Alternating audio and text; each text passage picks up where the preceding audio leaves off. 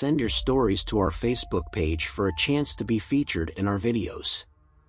Link is in the description. The day it all began, the sun hung low in the sky, casting long, ominous shadows across the town. I had just moved into a quaint little house on Elm Street, eager to start fresh in a new place after a particularly painful breakup. But little did I know, Elm Street had its own dark secrets, secrets that would soon become mine. At first, the odd occurrences were easy to dismiss. A missing set of keys, a misplaced pair of shoes, and a feeling that I was being watched. I chalked it up to the stress of the move, the unfamiliarity of a new town, and the wounds of heartache still fresh in my mind. But then, one evening, as I was sitting in my living room, I heard it, a faint, mocking laughter that seemed to emanate from the walls themselves. It was the kind of laughter that sent shivers down your spine, the kind that made your heart race with fear. I checked every corner of the house, but I found nothing. Just silence. Over the next few days, the laughter grew louder and more frequent. It echoed through the hallways at night, a chorus of eerie voices that seemed to taunt me. I was sleep-deprived and on edge, convinced that I was losing my mind. That's when I saw it for the first time. I was in the kitchen, making myself a cup of tea, when I caught a glimpse of movement out of the corner of my eye. I turned to see a figure standing in the doorway, a figure that looked exactly like me. But it wasn't me. The doppelganger's eyes were empty, devoid of emotion or humanity. It wore a twisted grin, as if it found amusement in my terror. I stumbled backward, dropping my cup, and it took a step closer, its movements mirroring mine perfectly. "Who are you?" I stammered, my voice trembling. It didn't answer. Instead, it turned and vanished into thin air, leaving me standing there, shaken to my core. I knew then that I wasn't losing my mind, something sinister was happening in that house. I reached out to a local historian, hoping to uncover any dark history or folklore about Elm Street. What I discovered sent chills down my spine.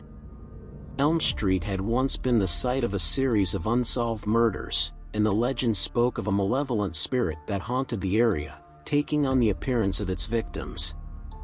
As the days passed, I became increasingly isolated.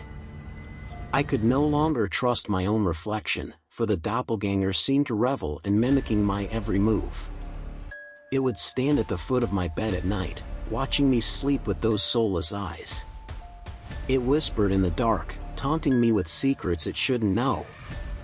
I knew I had to find a way to rid myself of this sinister doppelganger. I consulted mediums and paranormal experts, and they all spoke of a ritual, a dangerous, last resort to banish the spirit. It involved confronting the doppelganger and sacrificing a part of myself to break its hold. One fateful night, I summoned all the courage I could muster. I confronted the doppelganger in the hallway, its presence filling the space with an icy dread. I whispered the incantation I had learned and made the ultimate sacrifice, cutting my hand and letting my own blood fall to the floor.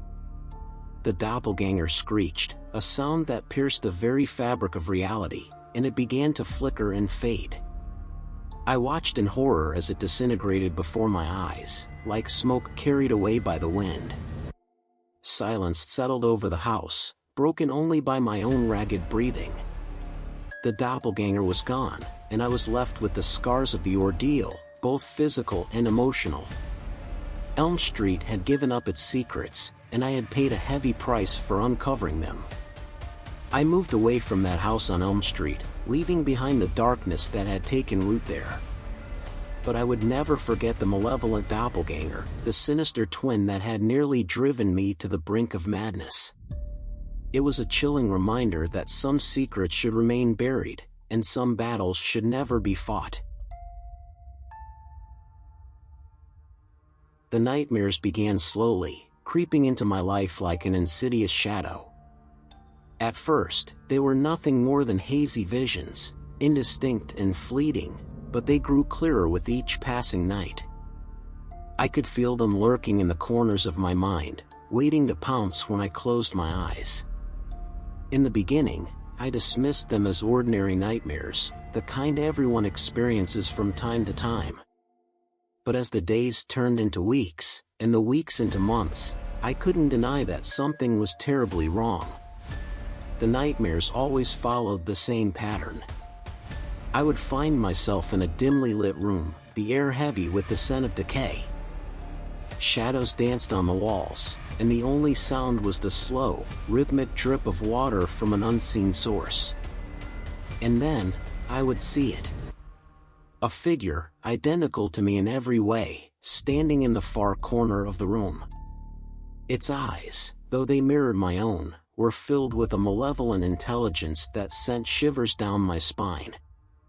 It never spoke, never moved, but its presence was suffocating, as though it were draining the very life from me. Each night, the doppelganger drew closer, taking one step toward me. And each night, I would wake up in a cold sweat, my heart pounding in my chest. I couldn't escape it, no matter how hard I tried. It was as if the nightmare had become a part of me, a parasite feeding off my fear. I became obsessed with finding answers. I scoured the internet, delving into forums and websites dedicated to the supernatural and the unexplained.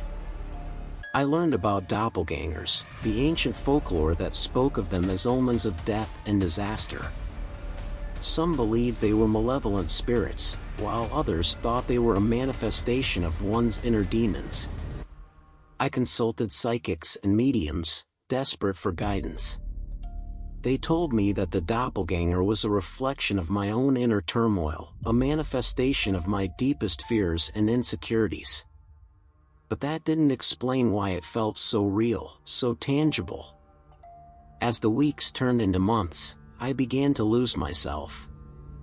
I couldn't sleep, couldn't eat, couldn't focus on anything but the looming presence of the doppelganger. I withdrew from friends and family, unable to explain the torment that had taken over my life. And then, one fateful night, the nightmare took a terrifying turn. I found myself in the same dimly lit room, but this time, the doppelganger was standing right in front of me, mere inches away. Its eyes bore into mine, and I could feel its malevolence enveloping me. I tried to scream, to run, but I was paralyzed, trapped in this twisted nightmare. The doppelganger reached out its hand, its fingers brushing against my skin. It was ice cold, like death itself, and I felt a searing pain shoot through my body. And then, it spoke. Its voice was a chilling whisper, like the rustling of leaves on a cold winter night. "I am you," it hissed, its words sending a shockwave of terror through me. "I am the darkness that lives within you, the fear you cannot escape." I woke up, drenched in sweat, my heart pounding in my chest. But this time, the nightmare didn't fade away. The doppelganger's words echoed in my mind, haunting me every waking moment. I could feel its presence even when I was awake, a constant reminder of the darkness that lurked within. I knew I had to confront it, to find a way to banish this malevolent twin that had taken over my life. I sought out experts in the occult, desperate for a solution. They spoke of ancient rituals and incantations, of facing my deepest fears head-on. And so, I returned to the room of my nightmares, armed with a newfound determination. The doppelganger was waiting for me, its eyes filled with a sinister glee. But this time, I didn't cower in fear. I faced it with all the strength I could muster, all the courage I had left. As I stood before the doppelganger, I could feel a surge of energy coursing through me. I recited the incantation I had learned, the words flowing from my lips with a power I didn't know I possessed. The room seemed to tremble, and the doppelganger's malevolent grin faltered. With a final burst of resolve, I banished the doppelganger back into the depths of my subconscious, sealing it away for good. The room dissolved into darkness, and I awoke, truly awake, for the first time in months. The nightmares were gone, and with them, the suffocating fear that had consumed me. I had faced my darkest fears and emerged victorious. The doppelganger was no longer a part of me, no longer a shadow lurking in the corners of my mind. But I knew that I would never forget the terror it had brought into my life, the way it had tested the limits of my sanity. I had faced the darkness within, and I had survived. And as I looked out at the world, bathed in the light of a new day, I knew that I was stronger for having done so.